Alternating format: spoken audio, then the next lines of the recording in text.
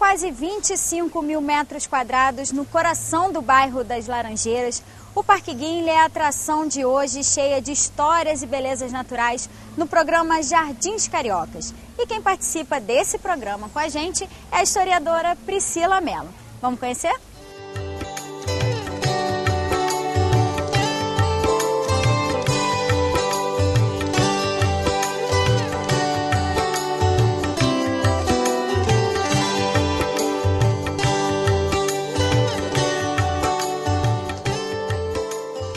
Priscila, além dessa questão histórica, política aqui do Parque Guinle com o Palácio Laranjeiras, também existe uma relevância em relação aos jardins, a esse projeto todo paisagístico que a gente vê aqui, né? Com certeza. Primeiro pelo estilo do jardim. O jardim já é um jardim no estilo romântico inglês.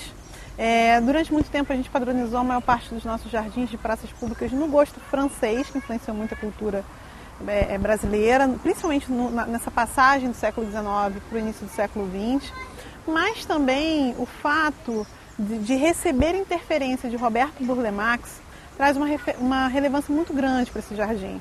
Primeiro que essa influência ela já está fazendo parte do conjunto arquitetônico pela influência do modernismo que ele e Lúcio Costa recebem e das obras que eles executam na década de 40 e 50.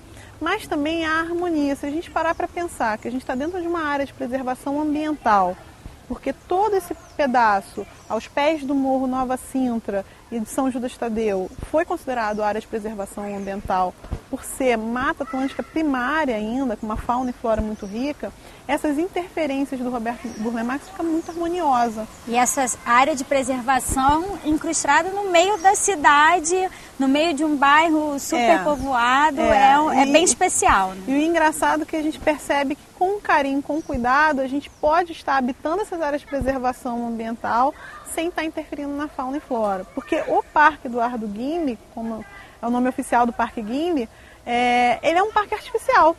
Isso não existia, era uma grande chácara, né, que tinha preservado parte da Mata Atlântica, não havia sido destruída, mas os lagos, os rios, são todos feitos de formato artificial. Tem um formato interessante, ele tem um formato de anfiteatro, mas que parece ser natural, que respeita essa questão da mata nativa. Quando Burle Marx coloca as suas interferências sempre focando na flora nacional, na flora brasileira, acaba ficando um conjunto muito harmonioso.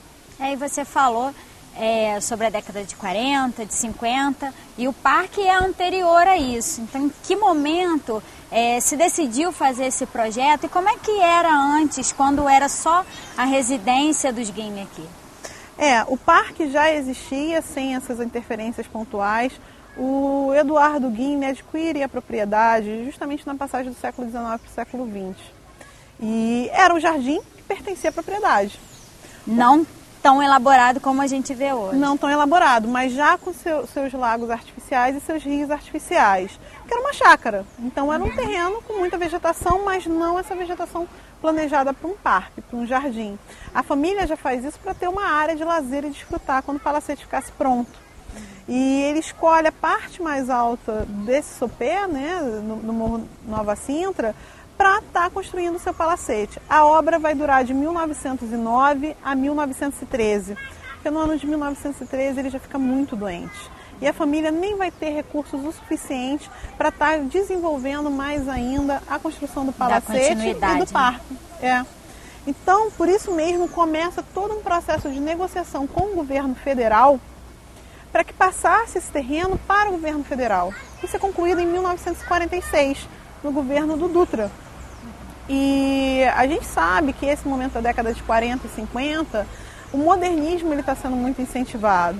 Por isso mesmo, além do palacete estar sendo utilizado para receber visitantes ilustres, ele já é pensado nessa interferência de criar residências, tá? E essas obras das residências vão ocorrer entre 48 e 58, mas de uma forma mais harmoniosa, sempre nesse conjunto. Há a liberação do governo federal para isso, mas sempre com essa harmonia junto ao parque.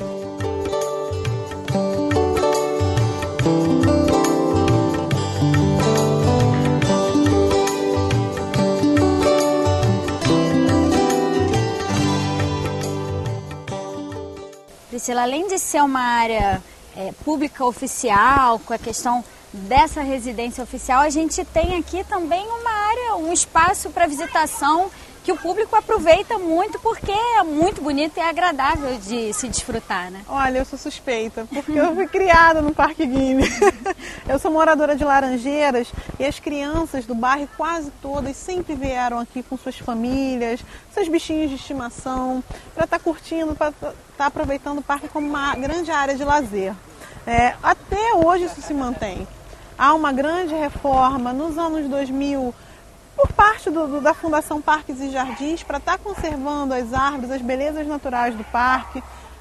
Os laguinhos foram limpos, aí foram colocados os bichinhos, então a gente tem pato, tem ganso, que é uma diversão para a garotada.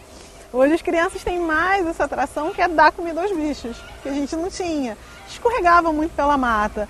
Mas além de ser esse espaço público para as crianças, existe um projeto destinado à terceira idade, que de segunda a sexta-feira, nos horários de 7, 8 e 9 da manhã, acontece atividades como ginástica para a terceira idade, tai chi chuan, aqui no primeiro parque, nessa parte mais inferior do Parque Guime. Só trazendo um atestado médico, consegue se inscrever, está fazendo essa atividade. E é um privilégio, né? Com essa paisagem maravilhosa, esse clima super gostoso e totalmente de graça, né? Sim, como eu brinco, dá para começar bem o dia dessa forma, né? Você consegue saúde, não só a saúde do corpo, mas a saúde mental, por você estar com essa harmonia, com esse ambiente, com esse refúgio, numa correria do dia a dia. E então realmente o parque está aberto a todos de forma gratuita, sempre foi gratuito, nunca houve cobrança de entrada no Parque Guime. E todos se divertem. E é administrado pela Fundação Parques e Jardins. É administrado pela Fundação Parques e Jardins. Hoje existe um sistema de vigilância muito grande, porque o Palácio Laranjeiras é a sede do governo, da residência oficial do governador. Apesar do Sérgio Cabral não ter escolhido morar aqui, mas os nossos governadores anteriores, alguns moraram. E então há uma vigilância muito forte sobre o Parque Guime. Mas a conservação é Parques e Jardins.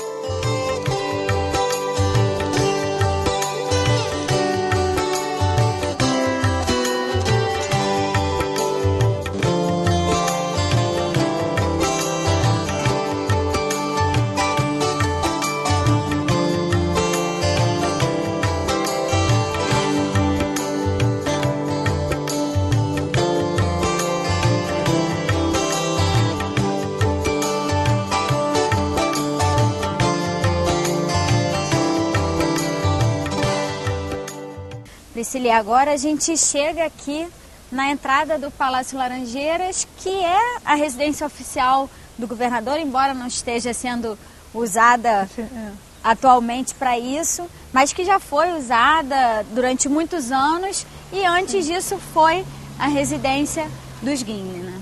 Isso, o nome original do palácio é Palácio Guime, que foi a residência oficial. Ele, quando foi construído, entre os anos de 1909 e 1913, era para ser sede da residência da família.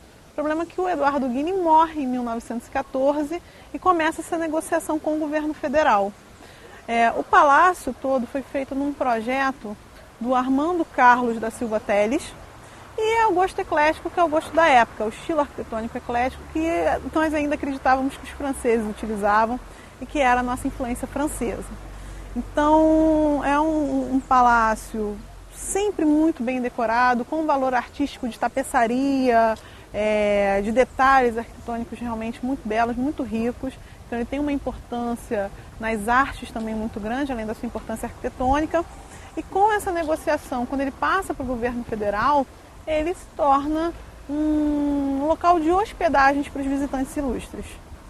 Então, visitantes que a gente tem como exemplo, Harry Truman, Papa João Paulo II, Charles de Gaulle. E a gente só vai ter uma outra passagem que ele deixa de ser essa residência vinculada ao Ministério de Relações Exteriores para esses visitantes ilustres, com o presidente Juscelino Kubitschek. Como Getúlio Vargas tinha se suicidado no Palácio do Catete, a família dele não quis morar lá. Por uma superstição. Exatamente. Então, entre 55 e 58, essa vai ser a residência do Juscelino Kubitschek. O Palácio de Brasília já vai estar pronto em 58, mesmo antes da inauguração, então ele já vai passar a residir até para acompanhar as obras mais de perto em Brasília. De 60 a 1975, enquanto o Rio de Janeiro era o estado da Guanabara, aqui ficou sendo a residência do presidente no Rio de Janeiro. E a gente parece que em 60 tudo mudou. Não, os ministérios vão sendo transferidos aos poucos para Brasília. O último ministério, se eu não me engano, a ser transferido para Brasília é o da Guerra, em 71. Então... Foi uma mudança gradual, né? Gradual. Então, constantemente, esse presidente da República tinha que estar presente e ele ficava residindo aqui no Palácio Laranjeiras. Uma curiosidade que nós temos do Palácio é que o presidente Costa e Silva assina, numa mesa aqui dentro, a autorização para a construção da Ponte Rio-Niterói e também o AI-5. Um mês depois da assinatura do AI-5, ele é velado numa mesa neste palacete. São atos bastante emblemáticos, né? Exatamente. Em 1975, quando tem a fusão do estado da Guanabara com o estado do Rio de Janeiro e a cidade do Rio de Janeiro passa a ser a capital, o governo federal cede para o governo estadual o palácio, para aí sim se tornar a residência dos governadores no Rio de Janeiro. E depois que até se deixou de usar esse espaço como residência oficial, aqui também ficou um tempo aberto ao público para visitação e atualmente está fechado porque está sendo restaurado. Isso mesmo. Entre os anos de 2001 e 2007, ele estava aberto à visitação pública, acontecia sempre na parte da tarde, às terças e quintas e sábados, mas de 2007 para cá essa visitação foi suspensa e agora, desde o ano passado, desde o finalzinho do ano passado, começou um grande restauro na fachada do prédio, dos jardins, então realmente está fechada, sem previsão de reabertura para visitação pública.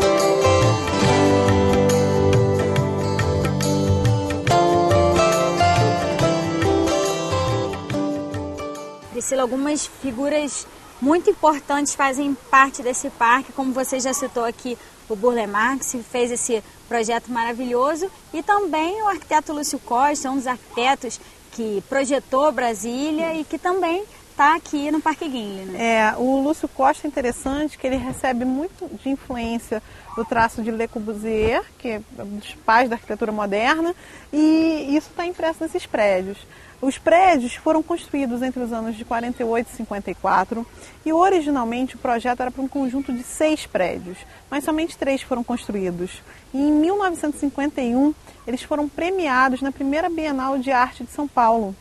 Então tem uma importância arquitetônica enorme para o estilo moderno de arquitetura brasileira. Em 1983 o INFAM e o INEPAC tombaram os prédios como patrimônio históricos da cidade do Rio de Janeiro. Então tem aí um traçado e é harmônico, a vista que nós temos de dentro para fora do prédio também é muito harmônica com o parque e já foi pensada a curvatura do parque para a construção do projeto, a construção dos prédios nesse projeto desafiador de Lúcio Costa. Mas... porque a gente vê que não existe um contraste que agrida esse conteúdo todo natural do parque, né? O prédio ele já é suspenso por pilotis já para não ter um peso na base do prédio, para já estar pesando junto com o jardim. Então a gente tem os jardins dos próprios prédios projetados pelo Burle Marx entrando em harmonia com o Parque Guinle. E os prédios que tem depois subindo já são prédios novos que não tem nada a ver com esse projeto original. Na verdade são um pouco posteriores, já da década de 50 e 60, A construção foi liderada por um outro escritório, MMM Roberto, que também vai estar compondo com esse traço do modernismo, mas não respeita o projeto original do Lúcio Costa.